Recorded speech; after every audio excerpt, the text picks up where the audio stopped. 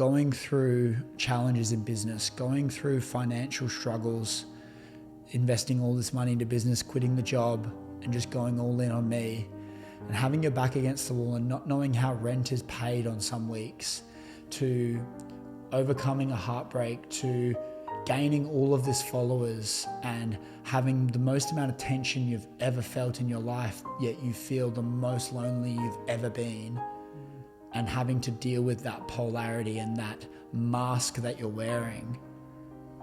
It's been the year of my life that has calloused my mind the most out of every year possible.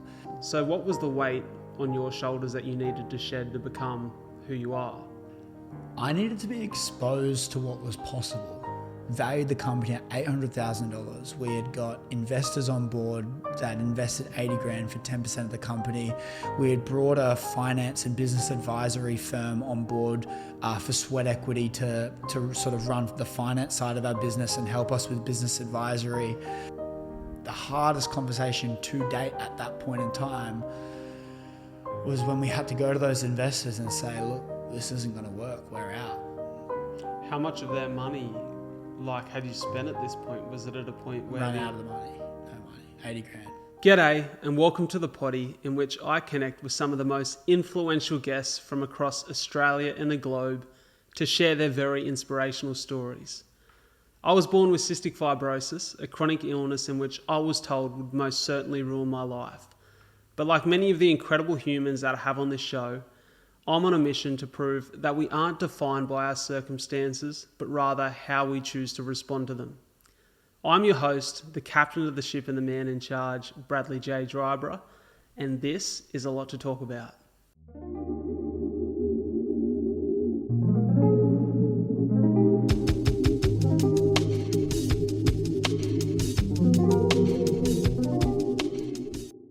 Chris Griffin, how are you, mate? I'm good, mate. How are you doing? Thanks for having me on. Mate, it's a pleasure to have you here. We've just had a coffee, had a nice little chat, a little bit of I was going to say a catch up, but it's more of a get to know each other, isn't it? Yeah, really. Well, we haven't really met. So I guess there's actually one time I ran into you. I was at a cafe. I think it might have been with Scotty actually. And I think he said hello in passing, very, very brief. I remember.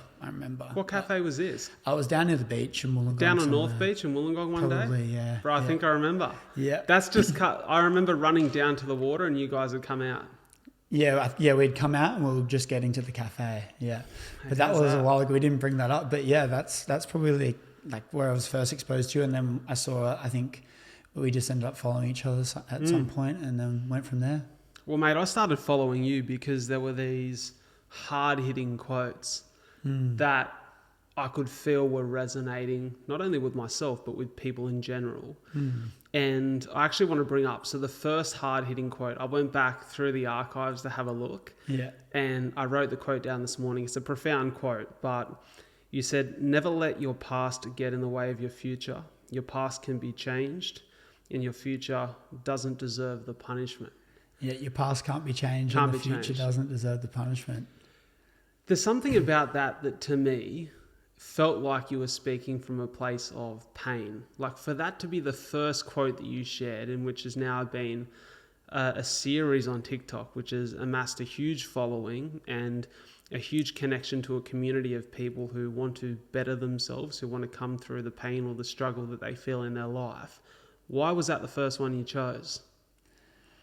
Well, if I'm honest, early days, I was throwing a bunch of shit at the wall to see what sticks. I think it's really important when you're starting out a journey is to not be so attached to a certain style of video, because if you do that and you don't get any results and you just think that the consistency is going to pay off eventually, but you're climbing the wrong ladder, I think it's really bad for your journey because you don't get anywhere and then you kind of lose motivation to do it. So for me, early days, when I was doing the quotes, I was trialing a lot of different things. And I thought about this hard-hitting quote concept, and there was a few quotes that were coming to mind. And, you know, I just thought that one was one that I saw, and it resonated with me a lot because there's this very common theme in a lot of people's lives where they hang on to things from the past, knowing that they can't control that thing. and it can be really consuming for people. And as that quote says, it can't be changed, and your future does not deserve the punishment of you hanging on to that baggage. It's almost like you're carrying a massive backpack on your shoulders, and you just need to take that thing off and start walking forward freely. And it's a big factor. I mean, granted, it's not as easy as that. There's a lot of things that you might be lacking in your life, which is making you hold on to that. There's a few other factors, but yeah, hanging on to the past can be a massive, massive restrictor for you to actually move forward and achieve things that you want in your life. So over our coffee this morning, we spoke a little bit about our journey somewhat, as much as you can share in an hour over a brew. And one of the things that for me was quite eye-opening is that the man you are right now, the man sitting in front of me, you haven't always been that person. So what was the weight on your shoulders that you needed to shed to become who you are? I needed to be exposed to what was possible, because I had limiting beliefs, and most people have limiting beliefs on what they actually think their life can amass to. And I was just some cool kid at school, had all the friends, won the Jock Award at the formal, and I played footy, and I that was my identity. I trained, I made sure I was fit and healthy, and I was just this cool kid at school. But I felt empty. I felt lost. I didn't know where I was going with my life. I didn't really know what to do. And I had all these pressures from everyone. You should do this. Why don't you study this? Why don't you do this trade? Oh, the mines is doing this, rada. And none of it excited me in the slightest. And so I had this bit of a lack of clarity with what I wanted in my life. And then I started getting really close with my now best friend, Sam, and he started letting me in on a bit of the stuff he was learning. And, in the business arena, and my eyes just lit up. And the feeling I had when I found that, I was exposed to that, it was almost like all of my focus and motivation just pivoted to business. Quite literally everything. If you ask anyone that knew me back then, saw this massive change. And I went on this massive journey of transformation, quite literally. The person I was 12 months down the line was a completely different person. The people I attracted 12 months after that initial step to the people I attracted in that time are two completely different people. You wouldn't be able to recognize them apart from the looks. And it was the most transformational thing in my life to this date, for the better. And that's what I needed to do. It wasn't a sense of, it was kind of letting go of those limiting beliefs by being exposed to something greater and being exposed to people's lives that have things that I wanted to achieve, and realizing that a normal, ordinary life wasn't going to get me there. It's interesting, this concept around how one person can change the way that you think. And I can imagine that even that statement there would resonate with people. They'd be able to identify whether it be a partner, a friend, a mentor who has dramatically changed the exposure that they have, which then changes what they see for themselves. Was Sam already a part of your friend circle, or was he someone newly introduced to you at this time? We'd been playing footy for 5 years, but we weren't friends. In fact, I was this cool kid in footy, and he was the guy that no one liked, because he would always ask all these questions and stuff. Not no one liked, I rephrase that, and he'll probably be watching this. It's not like no one liked him, but he certainly wasn't in that crew, which in reflection is you look at it and you go, it's a crew of wankers. Good on you for not being in it. But in the moment, it was more like he wasn't that guy. And it's funny, there's a photo of us that in a representative carnival that we were playing at, and we're walking out of the beach, and it was me, him, and this other guy, Reese. And we weren't really friends back then, but we kind of bonded a little bit on that trip. It was a trip away, and then like little bits and pieces here and there. But it's so funny. What happened was, when he first started talking about things he was doing, from that day, we basically became best friends. We hung out. We were had a ridiculous routine. We were getting up at 3:30 in the morning and meeting at the gym at 4:15. And we were doing this every day. And he had just dropped out of school as well, which is something I didn't say before, which really made me think, because school wasn't really for me. And I was like, this guy's so smart. Why did he do that? So I wanted to learn about that. And we just clicked. And there's something within us that literally, we just like were so aligned. And, that story about us and still to this day is my business partner today. And still to this day, we're best friends. And it's almost like, he's the only person and I'm the only person for him that actually gets each other. And we've been through so many highs and lows, and it's a relationship like no other. You can't describe it. From moving to Sydney to sharing a bed on the floor because the bed got moldy, so it was a mattress on the corner of a studio apartment in lockdown, to things like that, to having to speak to investors saying this business isn't going to work, we need to close it down, to really hard challenges with our personal relationship, just us two, to so many things. That relationship is one of a kind, and it's one of those things where it's literally a brother for life, and you there's no one that matches it, and you couldn't even scratch the surface. You couldn't even to unpack what we've been through together is rare, and the fact that we are still so strong as friends is even rarer, and that's why I cherish that person in my life, and I'm sure he does the same with me. It's really interesting for me to hear the foundation of your friendship, because, you described yourself briefly there, but more so over coffee, as this jock who really cared about maybe the way that people viewed you from the outside. And, you were a little bit lost and confused on the inside as to what you wanted from your life and your direction. How important do you think it was that this guy who was able to change the way that you thought and to provide you with some clarity for the lack of direction that you had, how important was the framing of him creating this bond with you and still being into the physical stuff like the gym and, getting after the fitness and the training? Because it's, I've just read, and I know that you're a big fan of Stephen Bartlett as well. I'll say read, but I listened to his book. I'm not going to claim that I've read it because I'm a hopeless reader.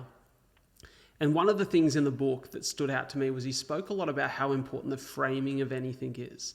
Like, to grab people's attention, you have to frame an idea or a thought, a business, an opportunity in a way that's attractive to people. The fact that this guy still resembled some of the stuff you've seen in yourself, that jock, that active, fit, healthy guy, was that really important still to allow you to then embrace this new friendship, create this bond in a familiar space? Whilst learning, thinking, being exposed to new ideas? You need to have something to relate on. I think that's how relationships are built. When you actually strip it back, and I will answer your question in a second in terms of how important that was and what aspects of him had to be in line for it to work. But when you actually strip back friend groups and understanding why they change, like, very rarely do you stay friends, especially if you're on a unique path for greatness. Very rarely do you keep your school friends from school. And when you actually break down why friend groups change when you leave school, it's based on a number of things. But when you're in school, it's forced time spent with these people. You're probably spending 8 hours a day for 5 days a week with a small number of people. You've been thrown into a class of, say, 30 people, and you've been forced to spend 8 hours a day with these people. Of course you're going to make friends. And then when you leave the school, you realize, okay, there's all these other people that are way more similar to me. And so you start gravitating to things. So then some of those friends drop off, And then you take it to the next step and you go, how did the friend groups change? How did the friend groups bond at school? Regardless, because it's like, if you didn't get along, how'd you still become friends even though it's forced time?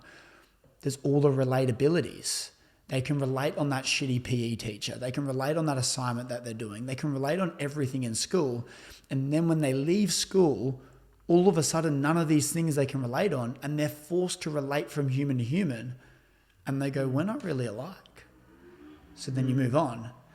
And when it comes to people like Sam, who, we didn't really connect at footy as much. We didn't go to the same schools or anything. But there was similarities in what we were trying to achieve. There was common goals that we wanted to have. And then you tie that with this active lifestyle that we both prioritized in our life. The health component in our life was a massive priority for us. Gel that with common goals, with things we're trying to achieve in our life. And then he's come to me with things he's working on that are going to help us get that one step closer to that goal. All of a sudden you can't help but think there's a lot of similarities here. We're bringing each other up. And in a sense, he was more serious and I was more jokey and jock funny kid. I was that funny guy and he was this really serious business guy. And we kind of brought each other in the middle for the good. In a sense that I would like to think that I added more character and humor and likability to him for a more social aspect. And he brought me more up into more of a serious aspect in business and to be able to learn how to communicate better and identify opportunity better. And so we kind of joined us in the middle, met in the middle.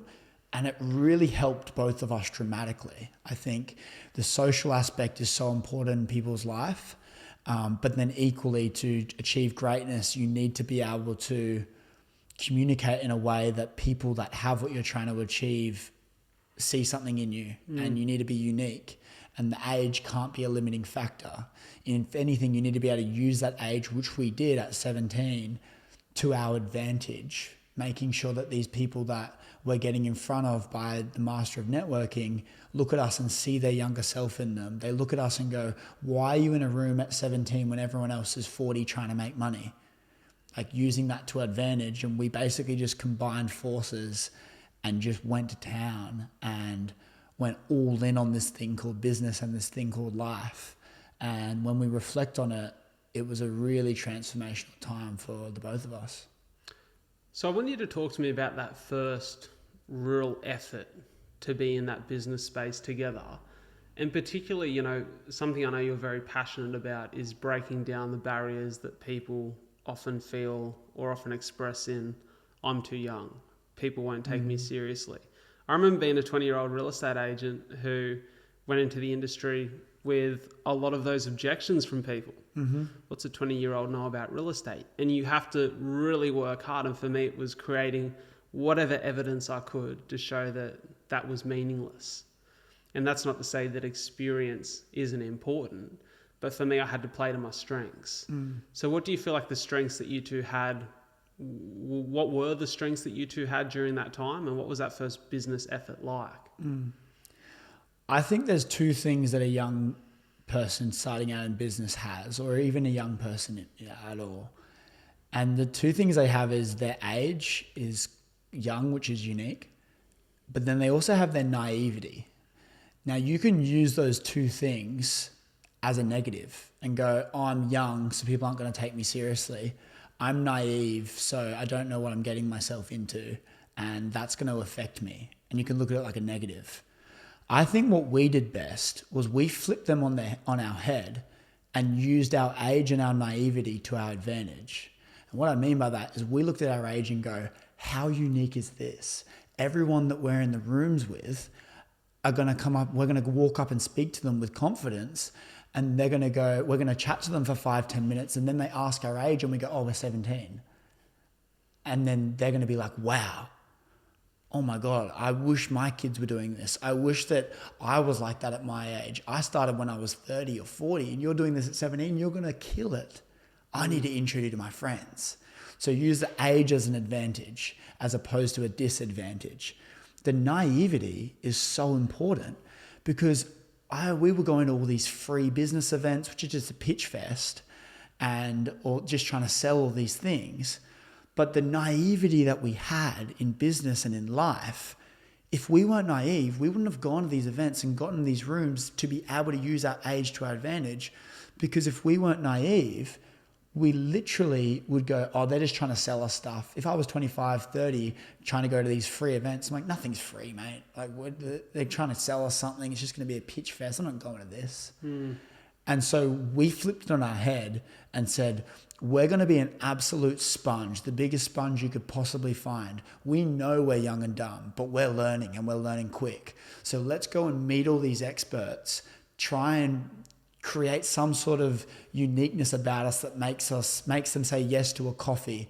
Do something that's Purple Cow, which we can talk about. It's my favorite book ever, and it's a methodology that I live by. Do stuff that's Purple Cow to stand out, so that people go, wow, these guys are smart. These guys are onto it. And I think the edge that we had was using those things to our advantage, and then doing things in a way that makes us be recent and frequent and rememberable to all these people that we don't know when we're going to need them, but they might come in handy. So what was the first business?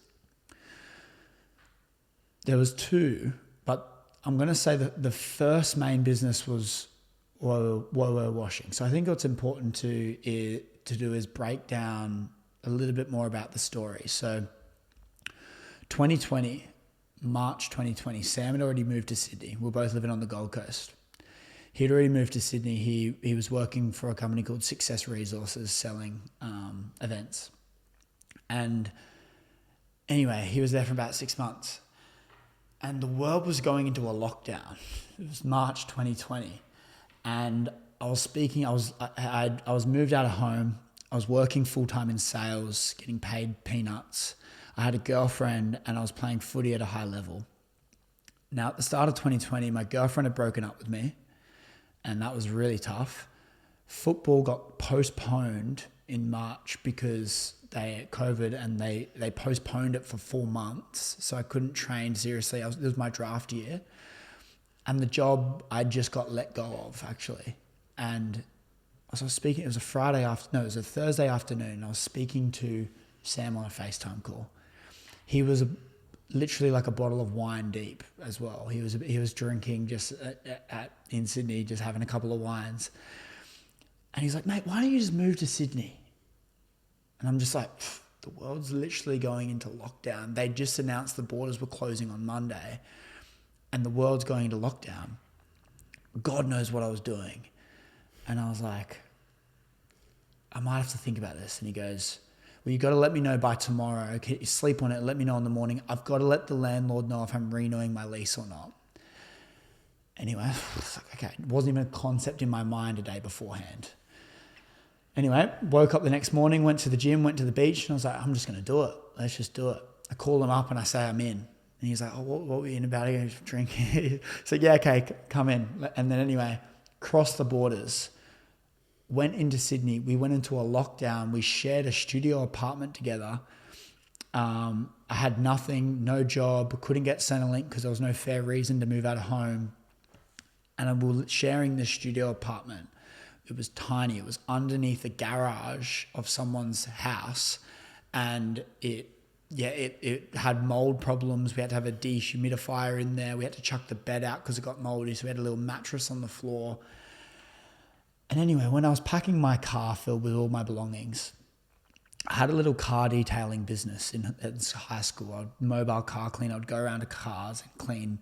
I don't class as a proper business, but I was just doing it to earn some money on the side of school. I thought, let's just bring a bucket, a sponge, and a vacuum in the back of my car just in case I need it. I don't think I'll need it, but just in case I need it. Times were getting tough. Couldn't get anything, any support. Couldn't get any work. So I made this little write-up, A5 little thing, and I had a photo of me, and it was a bit of my story, and it was basically saying, I'd love to clean your car. And I went mailbox dropping it in the affluent areas around my house. Got a couple of cars in, and I thought, well, let's take a photo of this thing and post it on the Buy Swap Sell pages in the Northern Beaches. And there was about 120,000 people in this community, a lot of people. Anyway, I posted it, and I put this really controversial quote in the A5 to hopefully gain some traction. And anyway, I posted it in the buy, swap, sell, and it went viral. What was And the quote? The quote says, so this was at the time when ScoMo was giving all of this government support. There was all this money getting handed out everywhere. No one was really willing to work. They were just getting all this free money.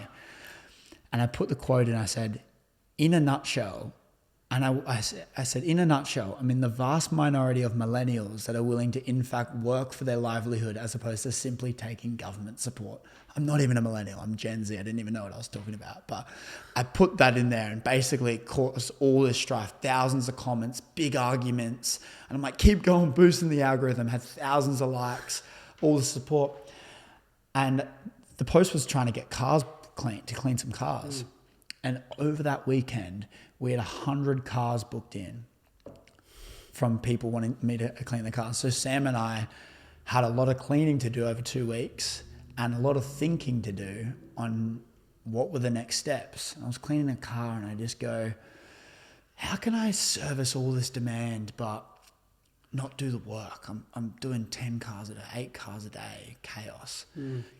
And I thought about this software company. We were learning a lot about software. We were doing this software school program. We're learning a lot about software as a service, a SaaS business model.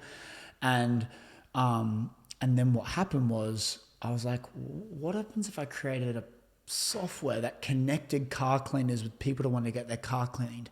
Kind of like an Airbnb for an Uber for car cleaning. And then they pay on a subscription every single month. And based on the frequency they wanted their car cleaned, they'd pay accordingly. And then we started building out this whole model, and our whole apartment at this point we had just had we got moved into a 2-bedroom place, so we had our own rooms. And anyway, we had these whiteboards. If you saw a photo of our lounge room, it was just filled with whiteboards on the walls. It looked ridiculous. We weren't trying to get women or anything back then, that's for sure.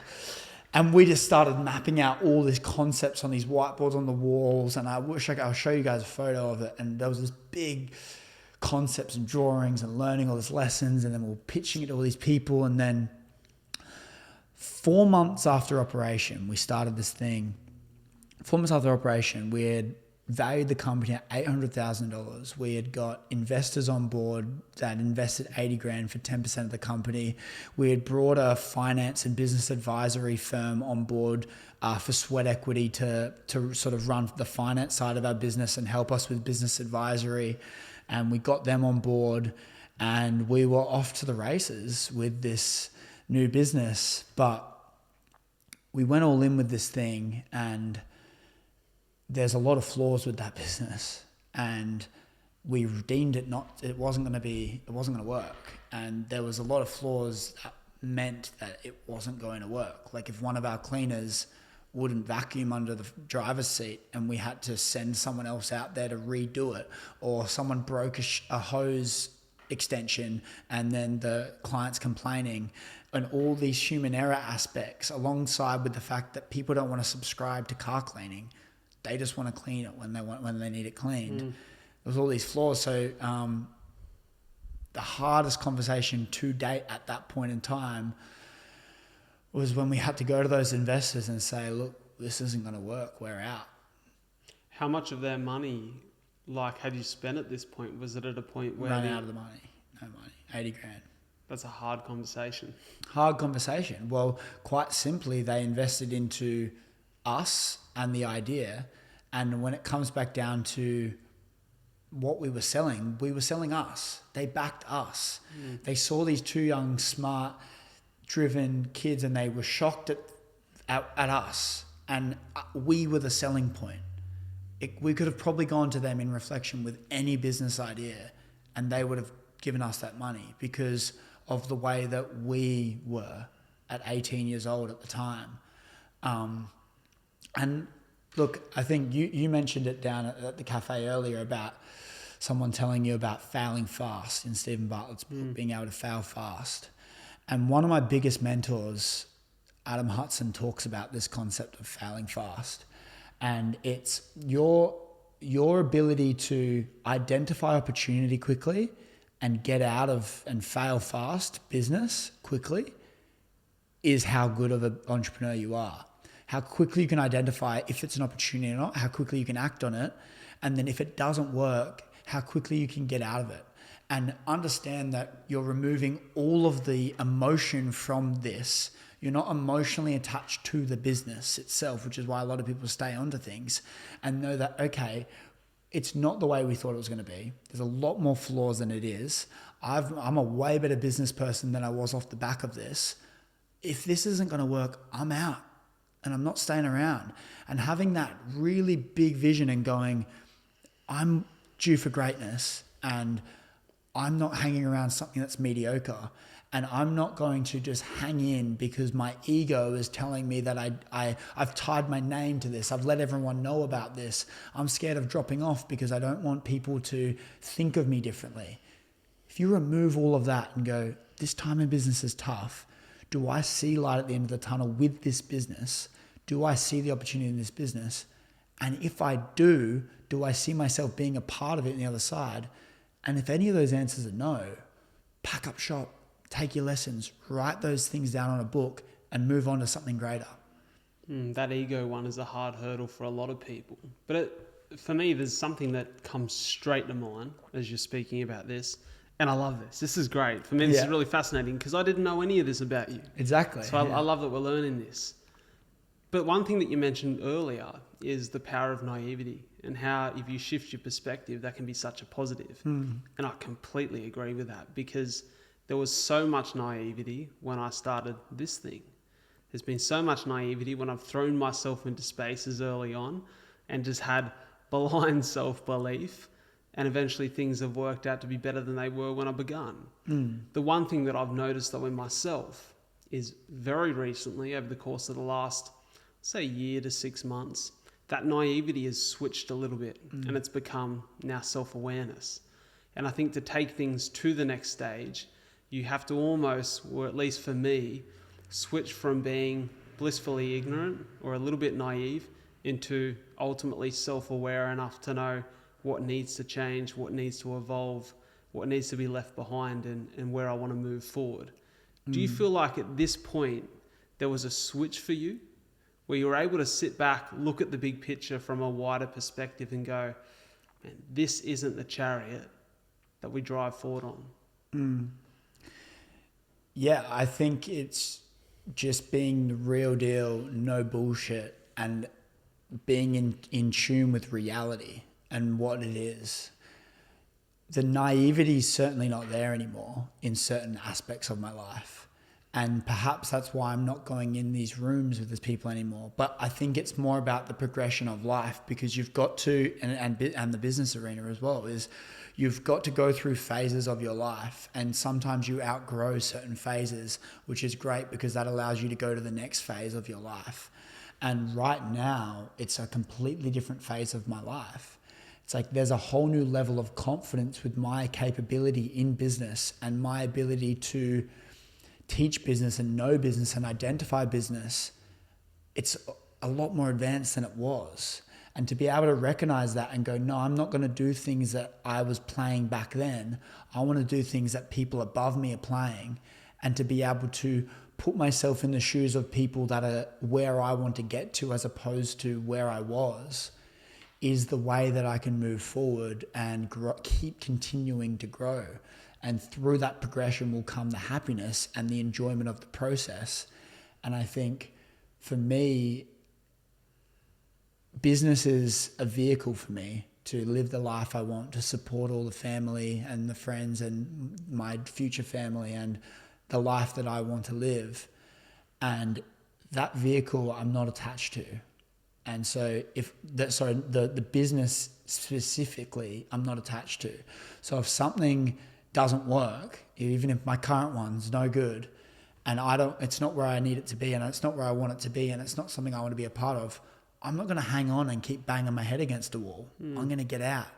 And the true business people that I look up to, they see people that have failed multiple times and they go, I would rather do business with that person because he's learned a lot more. The people that have lost more money. It's funny, I went to a wealth builders event. It was a massive seminar that I invested into. It was a 2-day event. It's about $4,000, the business event that I invested into with one of my biggest mentors, Adam.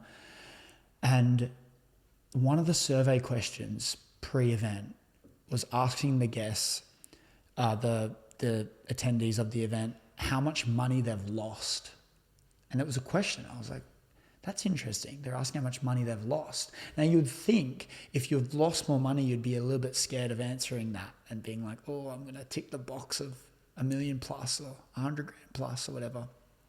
And when we got to the event, he pulled up the survey response and he pointed to the ones that had lost the most amount of money.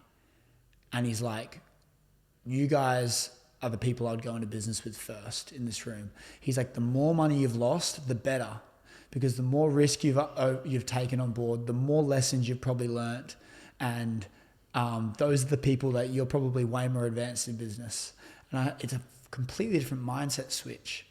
So you go, okay, the money I'm losing, as long as I'm not just blowing it willy-nilly, I'm just giving things a crack.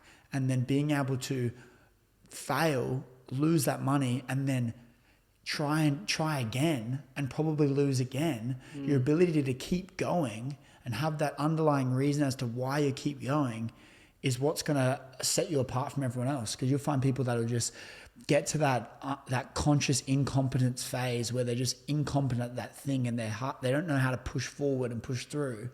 And when you can push through that phase is when you'll really set yourself apart from everyone else. There's a quote that I love from Tim Grover, Michael Jordan's trainer. Interested people watch obsessed people change the world. I had the privilege of chatting to Jade Spooner, who was one of the co-founders of Equolution.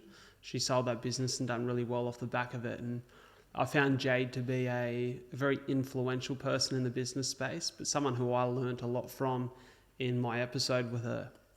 I mentioned that quote to her and I asked her what was the obsession that for her allowed her to change the space that she was in. And she identified that it was more so the passion for business itself rather than the individual business that she was operating in, rather than that industry in particular. What would it be for you personally?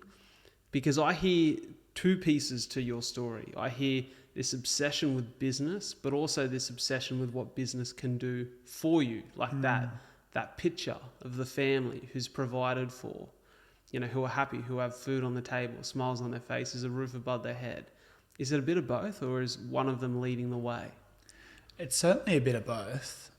And business isn't obviously my whole life and identity, that's for sure. Like, obviously, I'm sure we'll talk about a lot of the other stuff I'm doing with the social media and everything else. But I think for me, the game and the pursuit of the business is something that I love.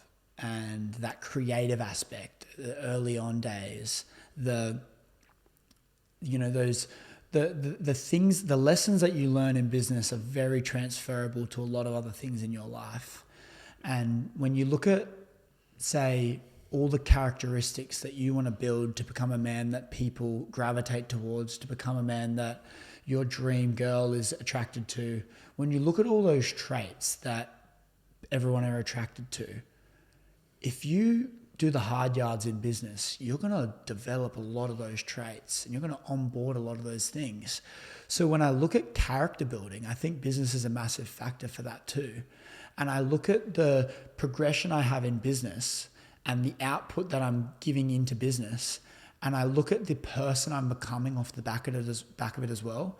And that's really inspiring to keep going as well. But I think, a combination of both. Using it as a vehicle to achieve the life I want to live, to look after all the people around me.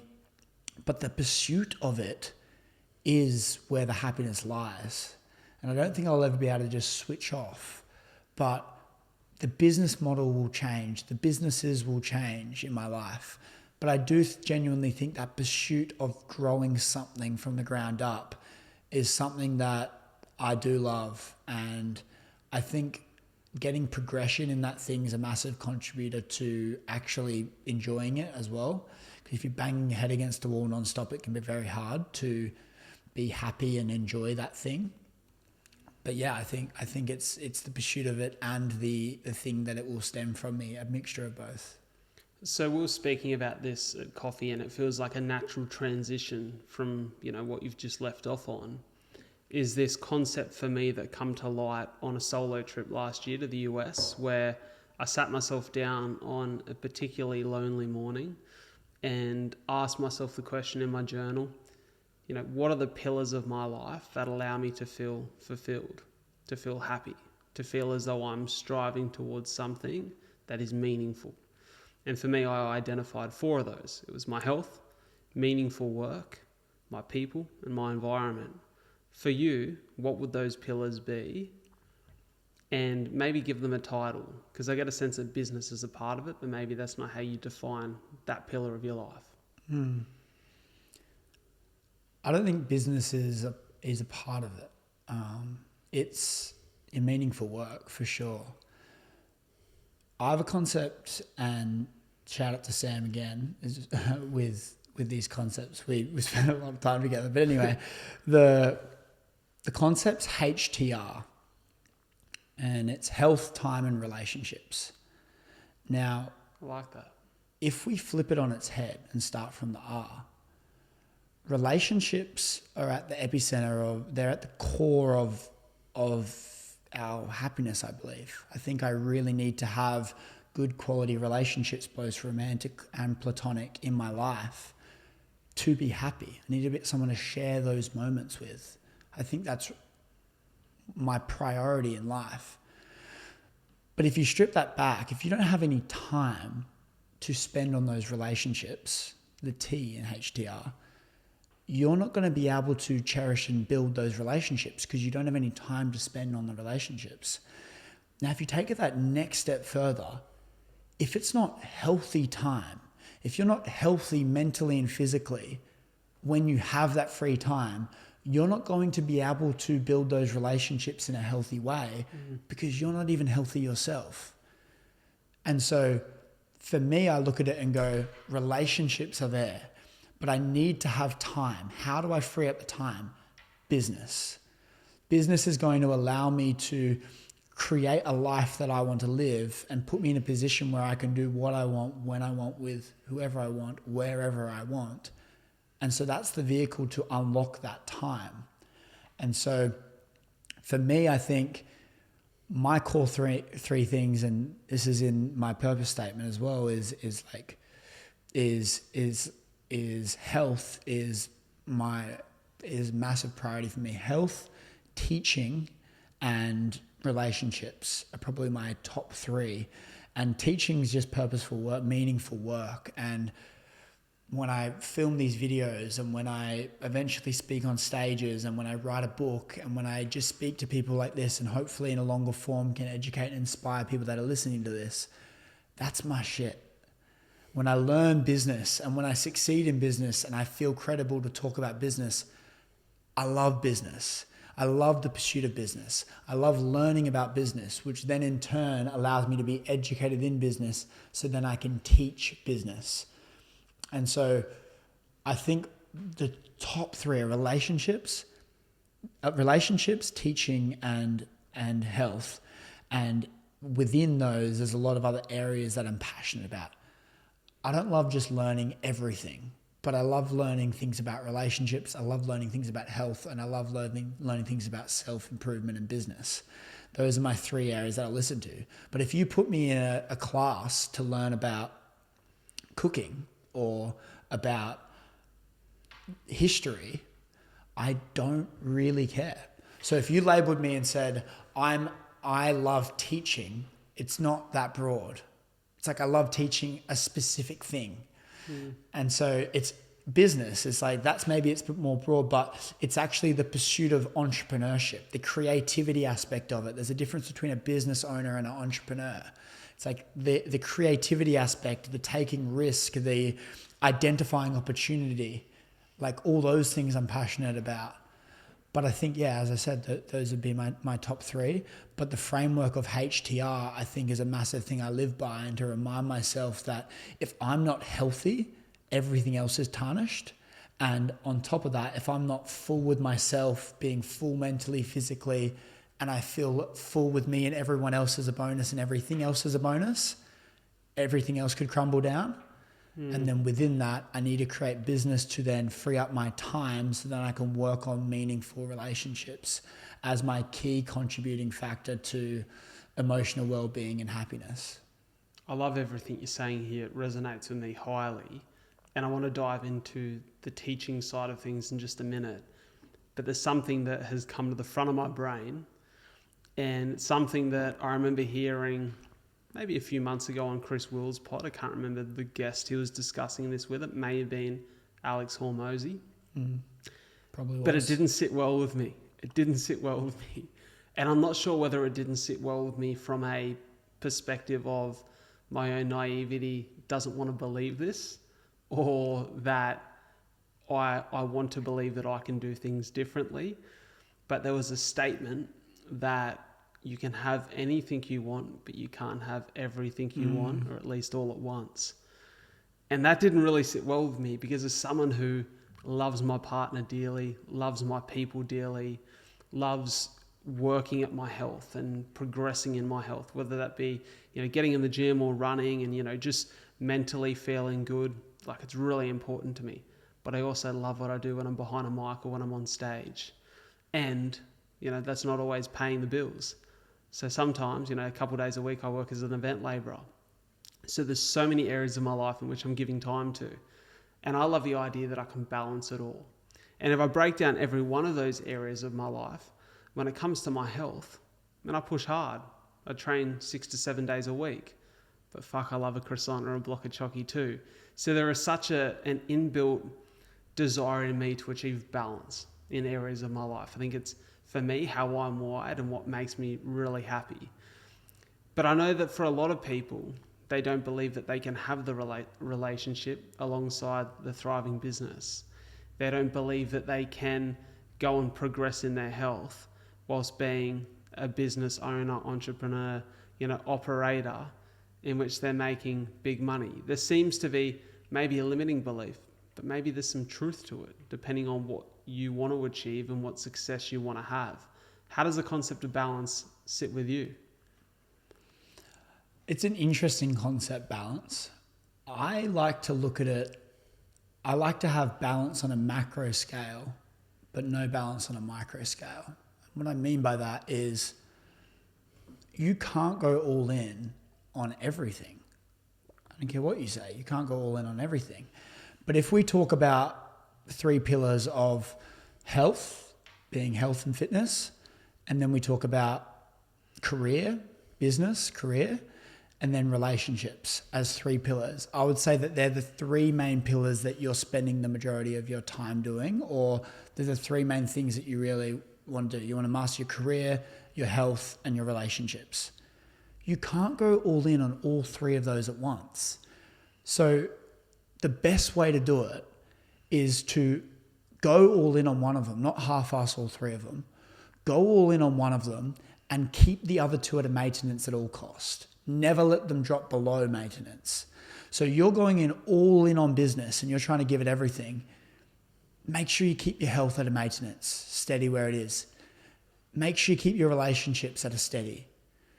But recognize that I have to sacrifice something in order to achieve something else. And I think you can have them all at once, but not in a growth phase, not in a build phase. When you're building something up, you need to focus on it. So once you build this business up to a really high level and you find a partner, maybe the business can go on the back burner just a little bit, keep it at a maintenance, keep it at a good level. Maybe you've delegated the things required to keep growing the business, so you're not fully all in on this thing. So then you can work on that relationship. And then once you can build the relationship up, then you've all of a sudden got both of them at a good level. That's great. Maybe you've built this relationship at a really high level and that's been a priority as opposed to your career. And then you decide, okay, it's time. I need to go all in. But you've actually built this thing up to a really good level, so it allows you to do that a bit more. But you can't go in a growth phase of all 3 of those main pillars of your life at once. And so, and just to finish that, at the very first thing I said, macro balance, micro imbalance. If you can have it at a macro scale. So meaning across the year, I'm balanced. But for the next 90 days, I'm going all in on my business. Yeah. You're going to get the most amount of growth. And for me personally, that's where I get the most amount of growth. When I go all in on something, not let it slide, not do that one massive send on a weekend and drink heaps and be hungover, because that's actually going to affect me. It's taken me 3 weeks of no drinking to feel really optimal. Now that's just making me take a step back. I'm going to go all in for 2 months or 3 months or whatever. And then after that, hopefully I'm at a level where I feel like I deserve to have a couple of nights out. And then I might do that. So it's macro balance, but not micro. I like what you're saying here, because there's a concept that comes to mind. I'm going to give a shout out to brother-in-law Cal, who shared a concept with me maybe a couple of months ago now, a year ago, that I found to be very interesting. He loves his jiu-jitsu, had dedicated a lot of time to it. And he spoke to me, though, about how in reflection he would spend, and had spent, like a couple of years on end, just training consistently and heavily without any form of off-season. And he said, you look at the best athletes and they all have an off-season. They all have a time to switch off, to step back, to reflect, to decide, what does the next year look like, or at least what do I want it to look like, and where am I going to dedicate my time and energy. And that off-season phase is the time to dive back into relationships, to put the feet up a little bit, to enjoy some of the spoils, to actually smell the roses. And I really like how that relates to life and exactly what you mentioned there, the difference between macro and micro. And that's something that I'm looking at now as someone who the last couple of years has done the marathons and pushed my body to the brink with the bleeding lungs, and often found myself pretty spent at the back end of a push. I found myself now in a position where I was almost keeping that up because I felt like I had to. I almost felt like progression was the only way that I could, invest time in my health. Like it had to be like, well, what's the next crazy thing I'm going to do? And I'm now at a point in time in which I'm running far less than I've run at any stage this year. Like I'm doing maybe 25 Ks a week, some weeks 15, some weeks 30. But at the start of the year, I was running like 70 to 90 K a week. But I just found myself always a little bit mentally flat. And like I'd sit behind the mic, or I'd go into something in my business and I'm trying to give it energy and progress it. And I felt myself lacking. And I was like, hold on, I need to taper off here, have a little bit of an off season where I maintain and look after my health. And it's a part of my everyday, because I know that without that I have nothing. But it's time to like really focus in on my business and my relationship.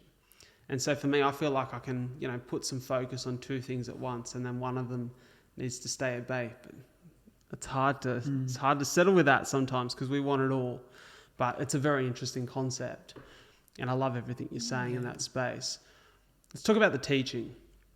You very humbly alluded to the fact that you love to teach and you love to share wisdom, philosophy, ideas with people that you believe will be valuable and helpful for them. I say very humble because, mate, you've amassed a following online. Not that the metric of a following is what defines success in any space, but there's over 500,000 people who are following what you do. And I've dived into the comment sections of a lot of the videos you're posting because I've found them to be very relatable to me, and I wanted to have a look at what other people are saying. Mate, there's a lot of positivity there. You've created this community of positive energy, of people who want to learn, who want to develop. And I love that. I think it's a really special place when you see a community that's invested in development and growth. What does it feel like to know that so many people are hanging on every word that you say? I know that for them, they obviously feel a lot of value, and I'm sure there's a few people who are hanging around because you're a handsome cat with those baby blues, mate. There'll be plenty of people who are hanging around. A few comments in there about the eyes, isn't there? Yeah, the eyes, because they fucking stare through you, mate, let me tell you. But for you, like, what does it feel like to know that you've been able to provide something very valuable for those people? You get to a point with the followers where it just becomes a number, and it doesn't hold as much value. And so you have to measure success off impact, and you have to, because it becomes numb. I remember when I hit 100,000 followers on Instagram, I'm about to hit 200, which is exciting. But when I hit 100,000 followers on Instagram, I was in Melbourne and we're going to the MCG for a footy game. And it literally ticked over 100,000 just before I walked in the stadium, which is a weird coincidence. But I walk in the stadium and I look up and I go, I could fill this whole stadium with my followers. 100,000 people is what MCG holds. One of the biggest stadiums in the world. I was like, I could fill this whole stadium. When you conceptualize that in real life, you go, holy, that is insane. But when you look at it as a number, it says 3 numbers and a K next to it. It says 100K. Cool. Like it's not, but when you think about the number, it's nothing. But when you see it in real life and how many people that actually is, it's a lot. And then you look at the TikToks on over 500,000 and you go, this is a lot of people. I'm fortunate enough to be able to make an impact and move someone in a certain way all around the world, across millions of people, millions of views. It's so super humbling. But the most insane feelings are when I get to meet someone in real life and someone comes up and says hello, gives me a big hug and just says thank you for being you. When you get those little moments, you do coach someone on a deeper level one-on-one, and they say something so amazing to you, like you've changed their life. You receive these testimonials by people that are saying, I was lost, and you have literally, I got this message the other day. I wish if I had it saved or something, I'd pull it up and read it right now. But they say the most amazing things, and you get these things like, you're the missing piece, like the fact that you've fallen into my life, you're the missing piece to me being unstoppable, and I can't thank you enough. When you hear these little messages, when you see people in real life, when you get these hugs from people and you can see that they mean it, when you host a run club every week and there's people that are driving 90 minutes or catching a bus 2 hours from out west just to come see you and take a photo and give you a hug and go, you don't understand the impact you're making. Those are the moments that feel really real and feel really special. And so for me, I think those little things remind me of why I'm doing it, and it keeps me going. And when you can inspire, when you can be the person that inspires people, that is the most inspiring thing you can possibly have. You have an endless flow of inspiration coming into your life because they're coming to you saying you've inspired them. It reminds you to keep going, keep doing what you're doing, because it's clearly moving mountains and making a good impact on people's life. There's countless comments on these videos in which people say, and this is a big statement, that you saved my life, which alludes to the fact that, maybe they were mentally not in a good place. Maybe they felt like their life was slipping away from them, and something that you've shared has done something to change the trajectory of their life. Do you feel a weight of responsibility with that? I don't feel a weight of responsibility. I don't want to be responsible for, I don't feel like there's a weight of responsibility, but what it does do is it gives me this feel of gratitude and know that I'm doing the right thing. Because I don't want to be responsible for something, because that means it ties me down to that thing. And it gives me this feeling that I need to do this. And I don't want that. I don't want to carry that. I think that'll strip away my creativity. That'll strip away my true thoughts. That'll strip away my authentic self that touches these people in the first place. So I don't want to tie any responsibility to that. What I want to do is experience life, push my boundaries, learn in these areas that I focus on and that I really want to, that I thrive in relationships and business and wealth creation and health. Learn about this, be able to teach the lessons and articulate tough concepts in a really easily digestible and way that people can feel it. And I want to be able to just keep doing that. And through my life lessons is how I allow to do that. Because for me, if something changes in my life and I feel like I've got a different calling that I need to be teaching a different thing, I don't want to be tied to a past thing of me.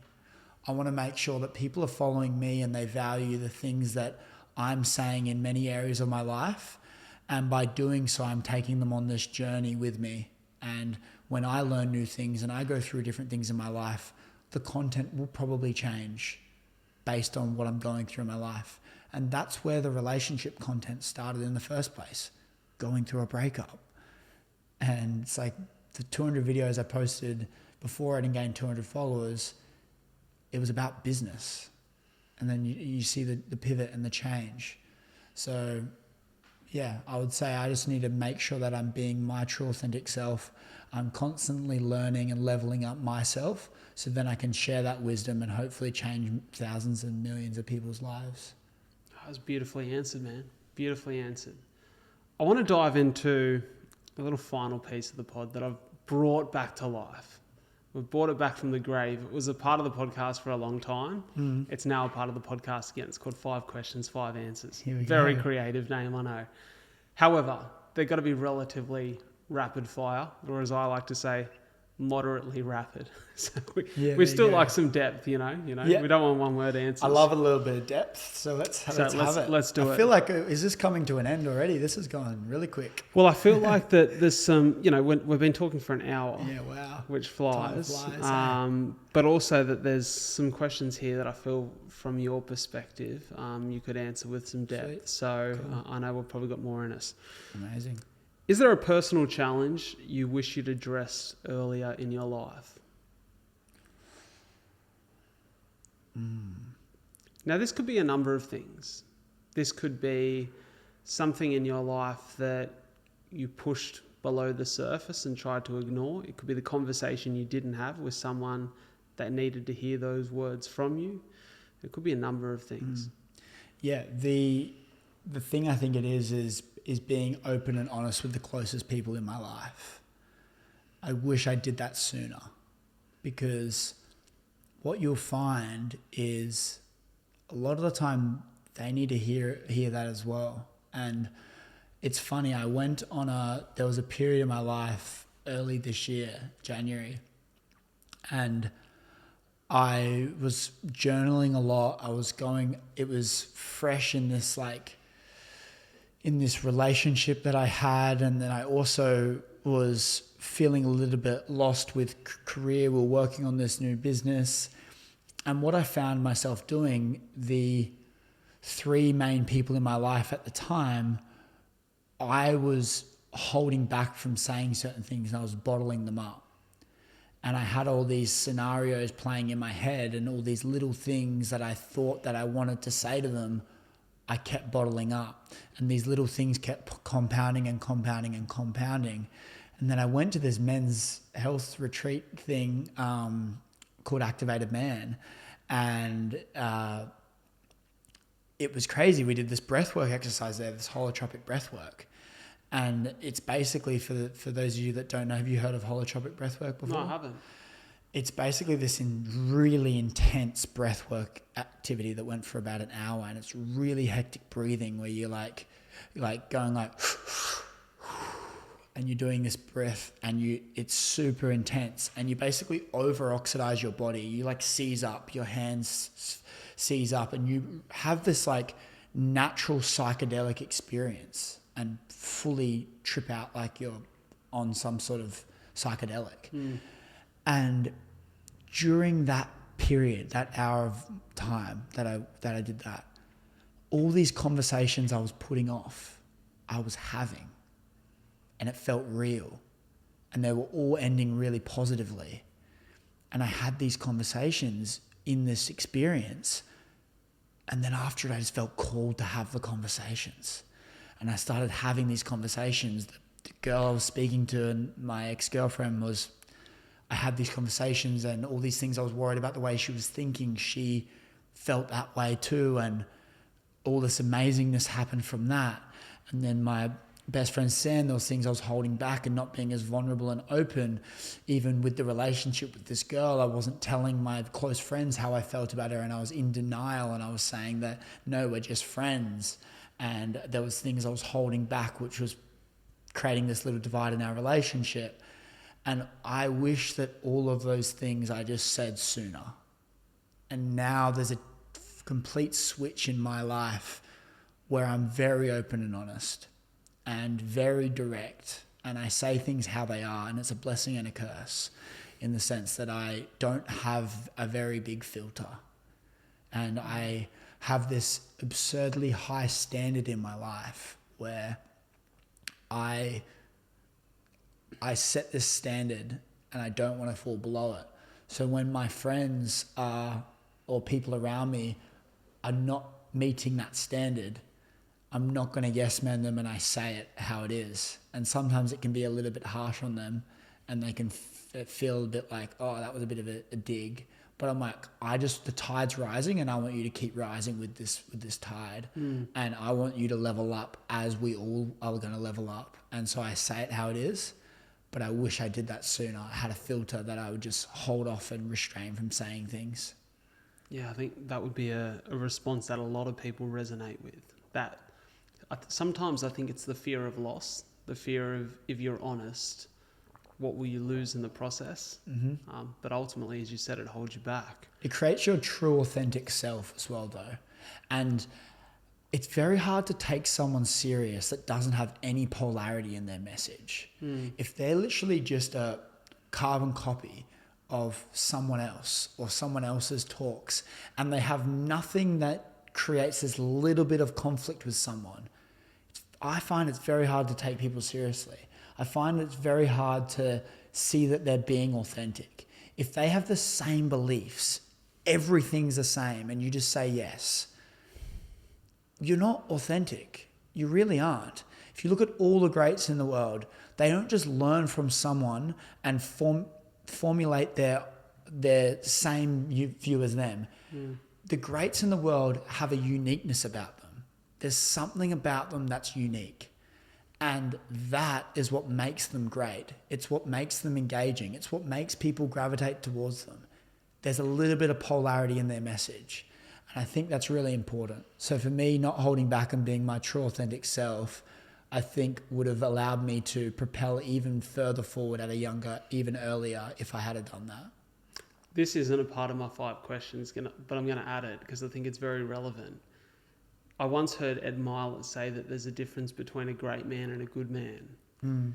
And he's speaking to the fact that a lot of people who achieve greatness often have something lacking in their life. Like I think of, when I say the word greatness, I think of Michael Jordan, someone who is undeniably great in his field, who, from what I could see, just has a whole lot of pain in the relationship side of his life. Hasn't built the best relationships with his children, has struggled to have that sense of connection to people outside of anyone who is going to help him on his trajectory of achieving his dream. When you speak about being radically honest and being radically authentic, do you find it hard to, and maybe it's not even a focus for you at the moment, but do you find it hard to balance that radical honesty with care? The honesty comes with care. Okay. It's all care. I'm not saying it to bring them down. I'm saying it to bring them up. Yeah. And when people that are close in my life see this honesty, I like to think that they know I'm caring about them. Because I think what I've learned over this past year, and one of my biggest lessons, is to be really critical with the people I have around me. And that whole saying around, if you're in a room with 5 dickheads, you're the 6th. And it's so true. So being able to audit my circle and have a really, really good group of people around me, romantically and platonically, is so important. And for me, it's like I'm on this journey that I'm trying to achieve my definition of greatness, and I want you guys to all come on that journey with me. And I'd like to think that you guys are all inspiring me to better myself, or else you're the wrong people in my life. You need to be inspiring me. I don't want to feel drained when I leave you. So if that's the case, I want you to pull me up when I'm lacking and not doing my full potential, and I'm equally going to pull you up. And with that honesty, it's care. I want you to grow as a person. I want to see you thrive. And I'm never going to tell you what to do. I'm just going to tell you if your standard could be better. I love that. I think what you said there about creating the context and having the early conversation of, I care about you, I love you, I want you to be a part of my life, and vice versa. Let's be honest with each other is a great place to start. Like I've found, for me in particular, something I've talked about over a few stages of the last year, one of the biggest challenges for me over the course of this year in particular has been the more time poor I've become, the less time I have for some of my friends. And that's not because I don't love them. It's not because I don't care about them. It's because there's a few things in my life at the moment that if I'm not actively putting time into that area, like I'm going to suffer big time. And I felt that financially. It's been an incredibly challenging year, really into the last month or two, in which I found I was putting way too much time into catching up for coffees and, going hanging out with people. And then I'd come back and be like, I'm so stressed about my business and my finances because I'm not locked in enough. Yeah. And for me, it was really hard to say no, like learning to say no to I agree. the catch ups, the coffees, the times with mates was such a challenge. Not because I didn't think that they would be accepting of it, but I just want them to feel loved. I want them to feel like I care. And so I had to then approach that honest, hard conversation from a place of, here's the context. I'm busier than ever. And there's some real challenges that I need to tackle to come through the other side of them at the moment. Yeah. I love you. I care about you. But unfortunately, over the next month, I'm going to be a little bit busier and more time poor than I have been. Like, I hope you don't take that to heart. I think it's recognizing that I don't like the concept of being time poor, but more so my priorities are different right now. That's what it is, because we all have the same 24 hours in the day. And as soon as you say you're time poor, you're not taking ownership of your time. You're saying it's being stripped away from you. I like that. And it's not time poor. Its priorities are changed. You're in a phase of your life where you want to be somewhere else that you're not yet. And if I'm doing things that are taking me not one step closer to the goal, I'm getting one day older, but not one step closer to those goals that I have and want in my life. So for me to do that, I need to sacrifice a bit of this to do this. And in return, I'm delaying the short-term gratification in favor of something greater, which all of you guys around me, that if you're true friends and you're going to stick by me, are going to be thanking me for, because our tide's rising. And recognizing that the right people will see that and cheer you on, that you're giving it a crack and you're going all in. And the wrong people will look at that and be selfish and think, oh, he doesn't have any time for me anymore. He goes, no, he's setting up his life. He's young, he's driven, he's not in a place where he wants to be yet. And to actually achieve that life that he's striving to achieve, and in the process building an amazing character, he needs to sacrifice a bit of time with me, and I recognize that. Yeah, I think that's perfectly said, man. And for me, that priority at the moment is to create a life in which in the next couple of years, Soph and I get to bring kids into the world. Like, I can't wait for that. Exciting. And I want my kids to go, Dad's got all the time in the world for us. But also when Dad goes to work, Dad helps people. Yeah. And for me, it's like, that's that vision. That's what I'm trying to create. So it's all steam ahead, brother. Yeah, I think one of the processes I take my coaching clients through is a purpose process. I'm super beyond proud of that process, but it really unpacks the things that make you happy and the things that make you tick. And if you can formulate a later life around that, you're going to live a really fulfilling life. And what's really amazing is at the end of it, it creates like a purpose summary. And you write this thing and you basically chuck all of your answers into a blender and pop out this statement. And the goal for the statement is you read it and get goosebumps. So whenever you're going through tough times, you read that thing and it reminds you why you're doing it. And I wish I had it at disposal. I get everyone to print it out at their thing and to read it out. But it's so like for me, that statement gives me goosebumps and goes, wow, like that's going to happen and that's amazing. And yeah, ties in really well with that, what we were just talking Purpose about. fuels progress, brother. Mm-hmm. Number 2, how do you personally define success? I think success for me is, success is getting what you want. Tony Robbins has an amazing quote. He says, success without fulfillment is the ultimate failure. Success is getting what you want. Fulfillment is doing what you're made for. And success is getting what you want. That's what it is.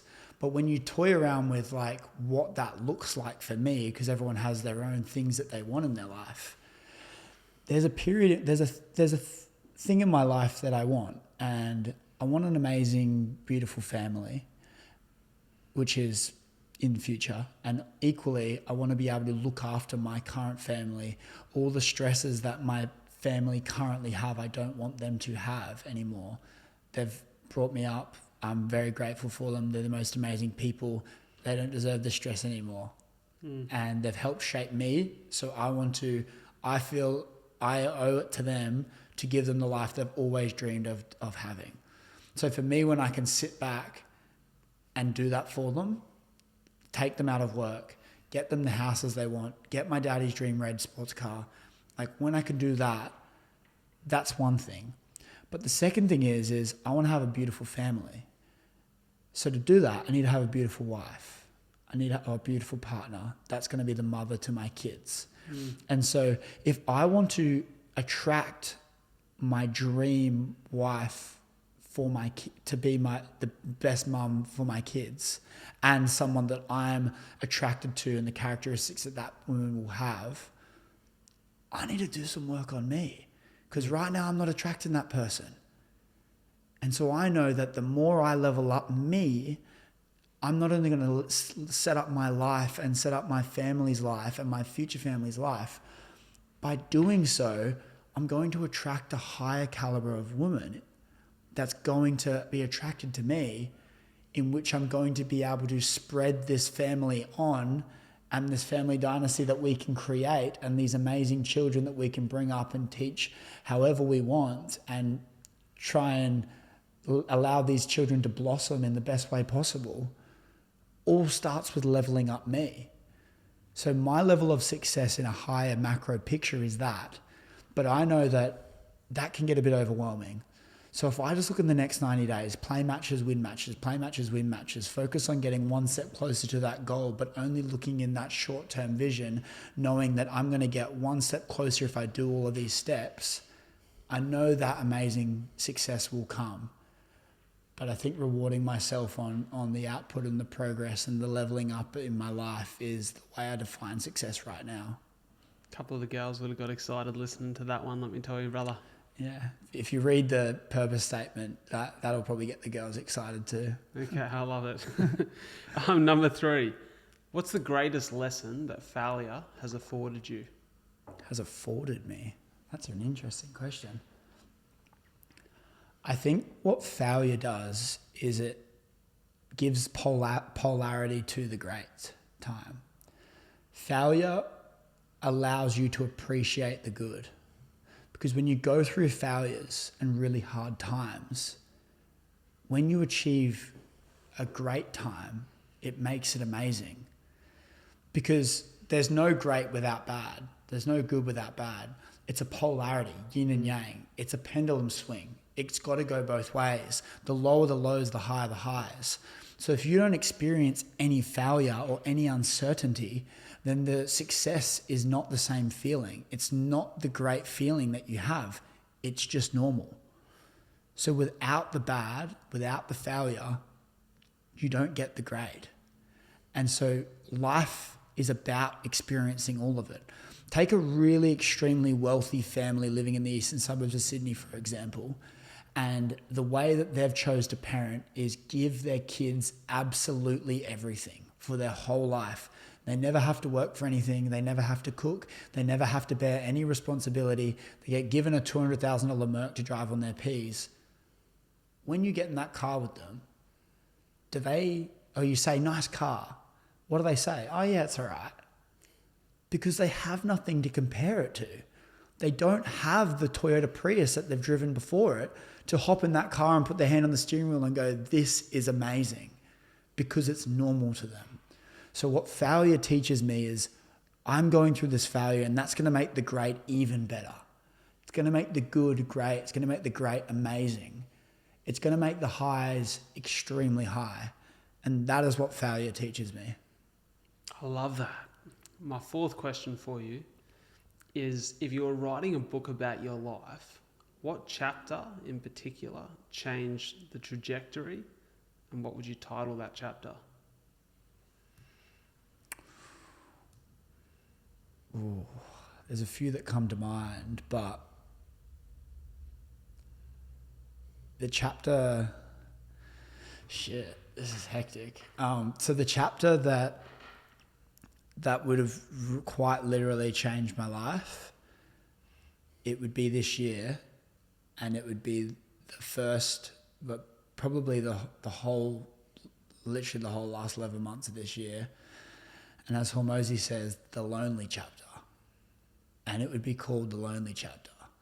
And the lonely chapter for me is when you don't feel like anyone understands you. It's not loneliness in the sense that you don't have enough people around you, not loneliness in the sense that you're not getting enough attention. It's loneliness in the sense that no one understands you. You have no one to relate to. You have no one that you can call that will honestly just be able to sit there and say, look, I get it. I know the feeling. And that is the type of loneliness that I'm talking about. And this year's been a massive growth year for me.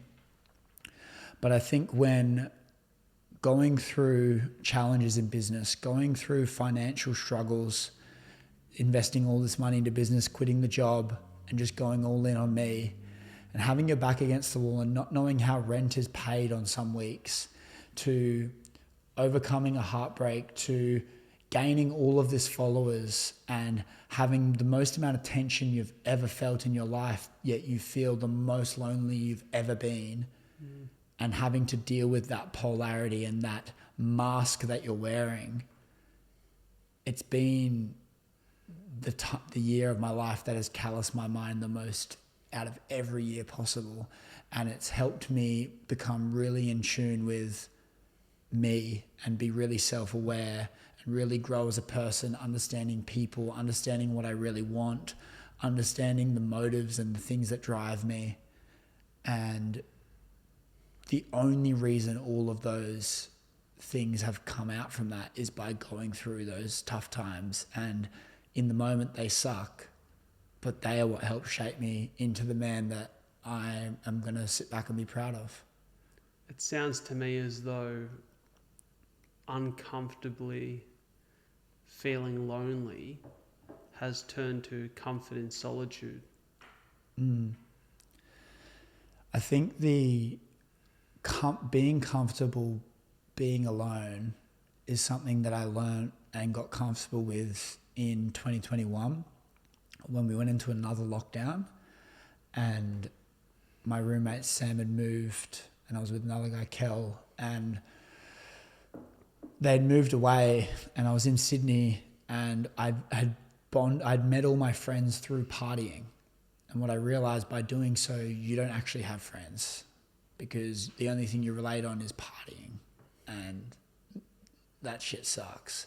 And so we went into lockdown. I was living alone, working from home, and I had no one near me. I had no one to hang out with, nothing. And that period of loneliness was like proper loneliness. I couldn't go for a walk without just going through my contacts and trying to call someone. I couldn't be alone.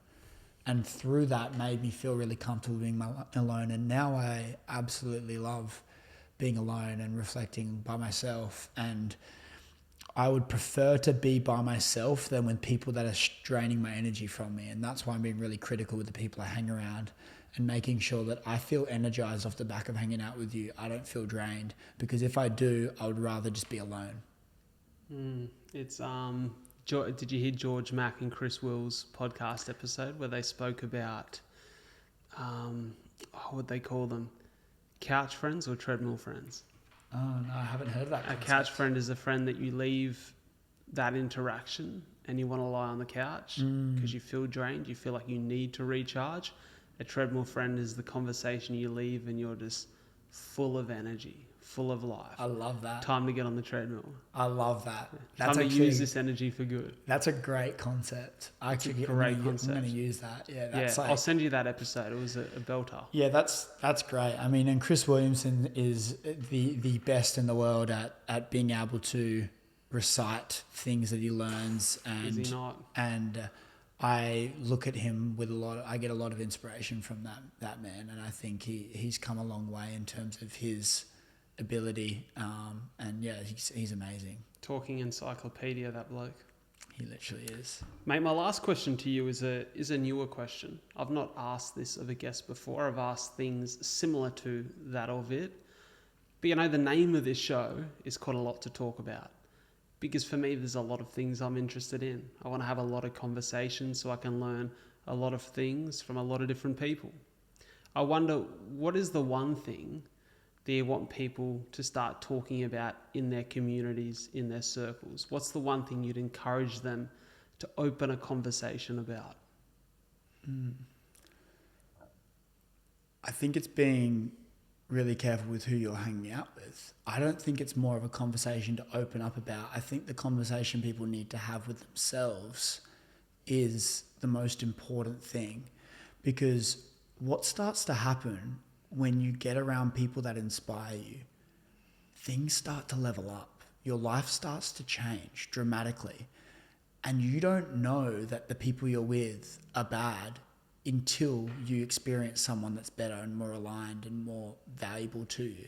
So if you don't audit your circle and recognize that these people are actually not leveling you up, you're not going to level up, because it's like, have a really hard think about who you hang around with and who you spend time with. And you've got to be cutthroat and critical, like, with your circle and be around. So that's what I would say for everyone to ask themselves, and recognize that it's okay to move on. It's not like you're better than them. You're just on a different path. And it's really important to recognize that when you're hanging out with people a lot. And even recently, I've got hanging out with some new friends that are really inspiring the health aspect of my life. They are better in terms of, they're better than me in their health and fitness aspect of their life. And it motivates me to level up. And I didn't have that before. And now I have it. I go, holy shit, I need to hang out with people like that. In business, okay, I don't want to be the best in the room.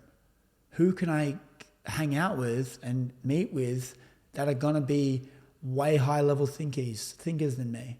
So I think that's the question to ask yourself. But I also think when you ask, like, what should you be sharing to your community?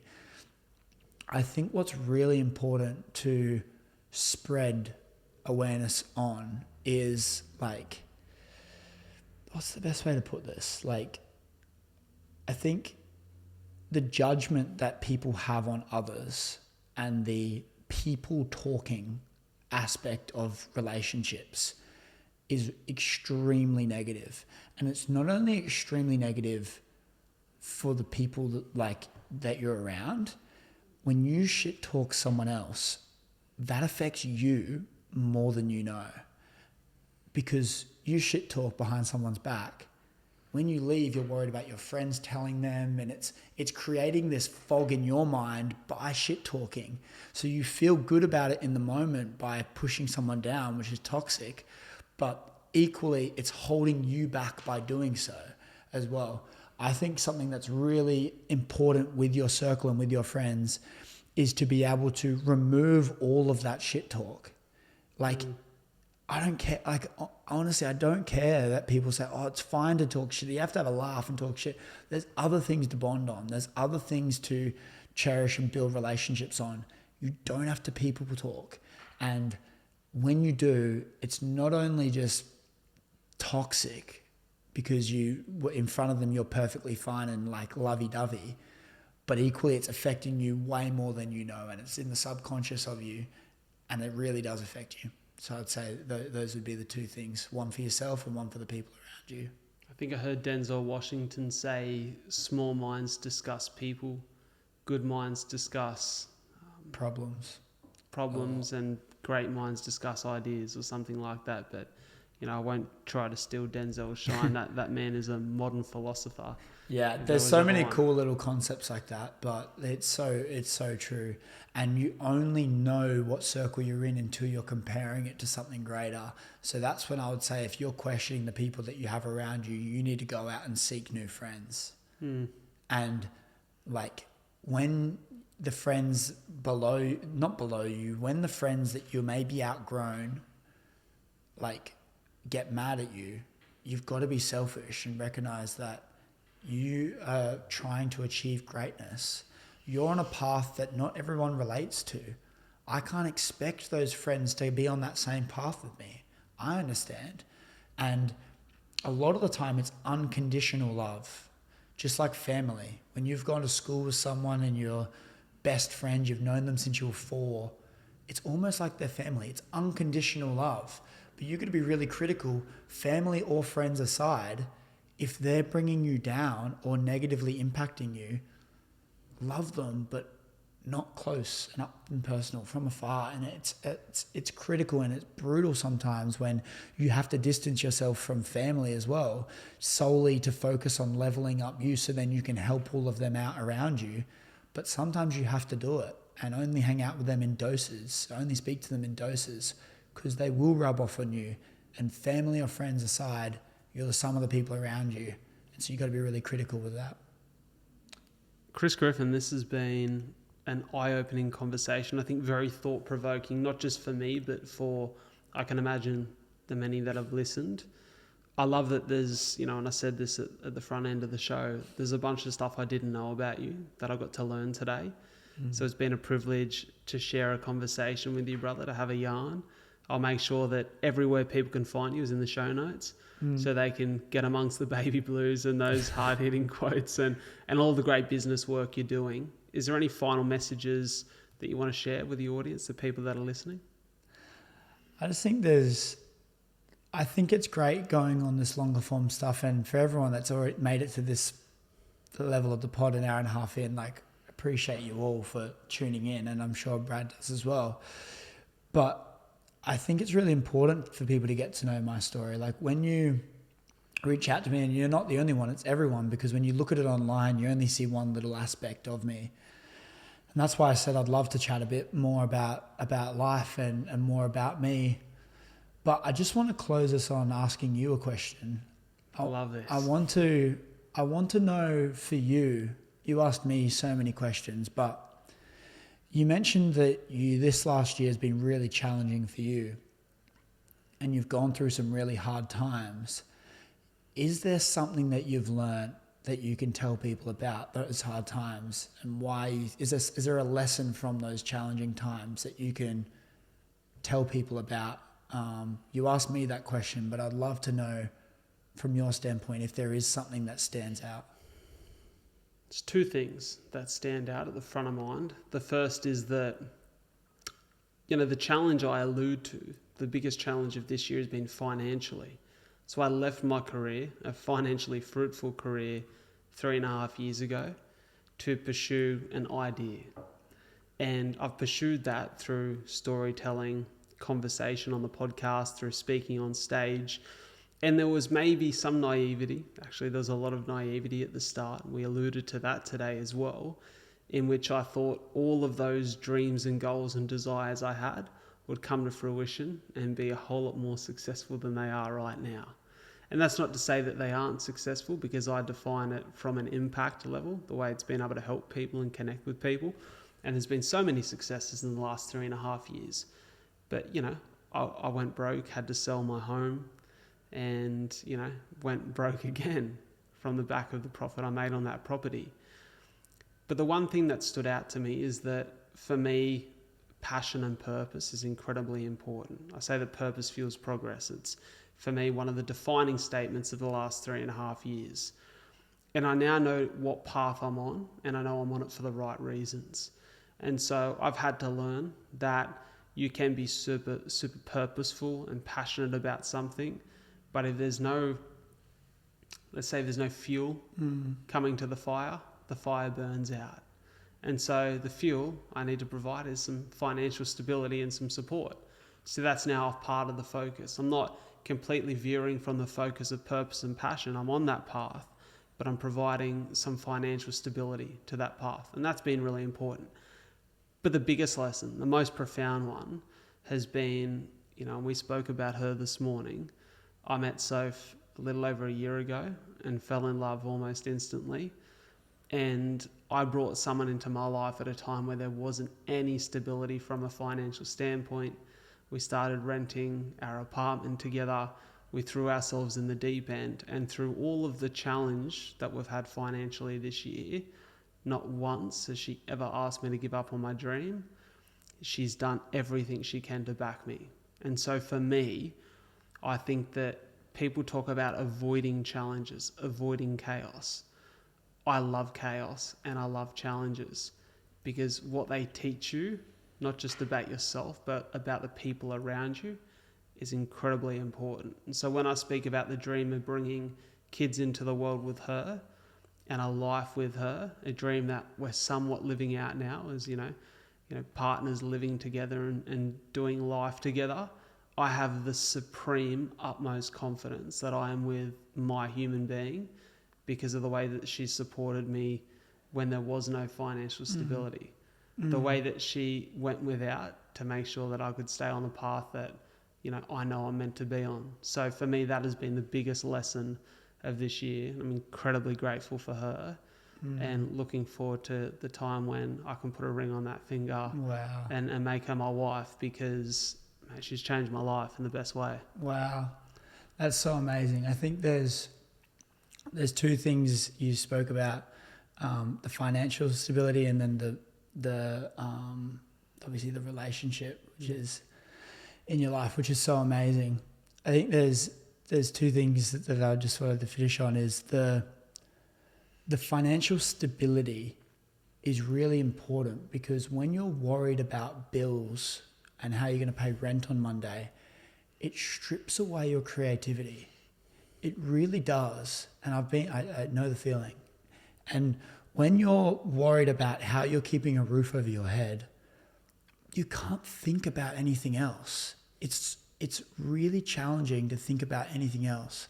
So I think getting to that stability is a really big priority in order for you to be able to creatively thrive and do all the things that you want to do in your life because it's really important. And then you spoke about having that partner you think's the one.